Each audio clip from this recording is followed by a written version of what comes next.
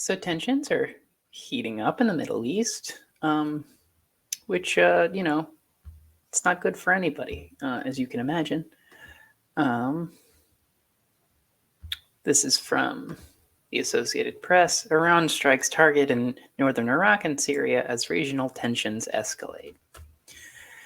Iran fired missiles late Monday at what it claimed were Israeli spy headquarters, that's in quotes, near the U.S. consulate in the northern Iraqi city of Erbil, and at targets linked to the extremist group Islamic State in northern Syria.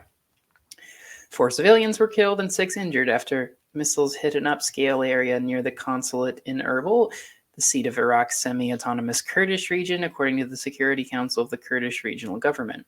Iran's Revolutionary Guard said in a statement that it had hit a headquarters of Mossad, the Israeli intelligence agency, in the Kurdish region of Iraq. Another statement said it had fired a number of ballistic missiles at terrorist operations, including Islamic State targets in Syria, and destroyed them. Since the outbreak of the Israeli-Hamas war on October 7th, Iranian-backed militias in Iraq have launched near-daily drone attacks on bases housing U.S. forces in Iraq and Syria, which the group has said was in retaliation for Washington's support of Israel and in an attempt to force U.S. troops to leave the region. The United States strongly condemned Iran's reckless missile strikes in Kabul, said State Department spokesman Matthew Miller. He said the attacks undermined Iraq's stability. A U.S. defense official who spoke in condition of anonymity to discuss details that had not been made public said the U.S. tracked the missiles, which hit in northern Iraq and northern Syria, and no U.S. facilities were struck or damaged in the attack. The official said initial indicators were that the strikes were reckless and imprecise. And there was a famous Iraqi businessman that was killed, Pesra Dizai, along with some of his family, I think. And Iran's strike in northern Syria late Monday came after the Islamic State group claimed responsibility earlier this month for 2 suicide bombings targeting a commemoration for an Iranian general slain in a 2020 U.S. drone strike. The attack in Kerman killed at least 84 people and wounded an additional 284 at a ceremony honoring Revolutionary Guard General Qassem Soleimani. I'm so sorry for mispronouncing these names. And then this is from Reuters. Pakistan recovers envoy from Iran after unprovoked missile strikes.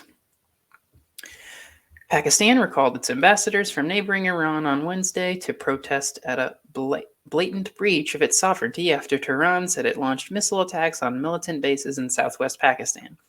Iran's foreign minister said it hit militants in missile and drone strikes. State media said Iranian missiles struck 2 bases of the Sunni Muslim group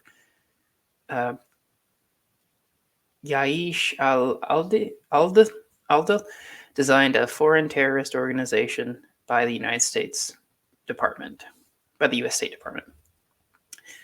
Nuclear-armed Pakistan said a violation of its airspace resulted in the deaths of 2 children, but has not confirmed the nature of the violation or the location of the strikes.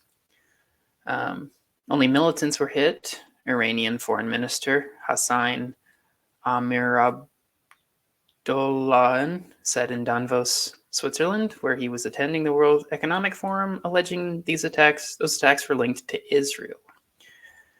Pakistan and Iran have in the past had rocky relations, but the strikes are the highest profile cross-border intrusion in recent years. So, and I don't talk a great deal about foreign policy on here, mainly because I feel that's where I'm most ignorant politically. And I hope to, expand my knowledge over time. But I think one thing is clear, and that's, roughly this. Israel's actions in Gaza are destabilizing the region. Now, it's it's not just Israel that's destabilizing the region, but Israel's a prime factor in a destable Middle East. And we're supporting that destabilization by supporting Israel. Iran, Pakistan, they're not good countries, or their governments aren't good. The governments aren't like moral actors or anything, but to me, they're less of a threat to the region and to the world than Israel right now.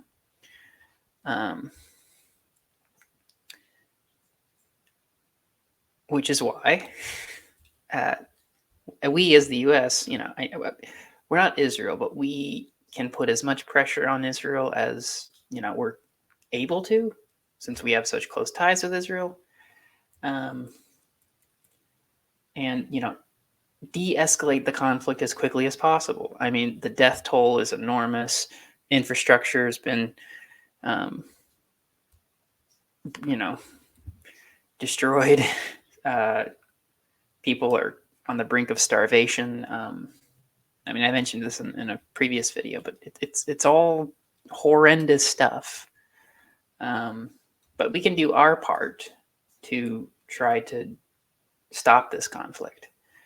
And if we don't, then, I mean, it's just going to lead to more deaths in Gaza, but it could also very well lead to other actors in the region deciding to be more aggressive themselves against Israel or otherwise. And that would just lead to more conflict, more bombing, more casualties.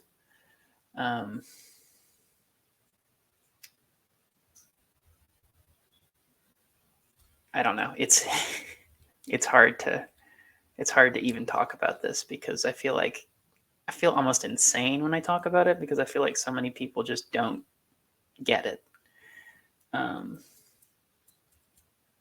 Israel is a threat not only to itself and its own people, but to the whole region it's a part of and the world.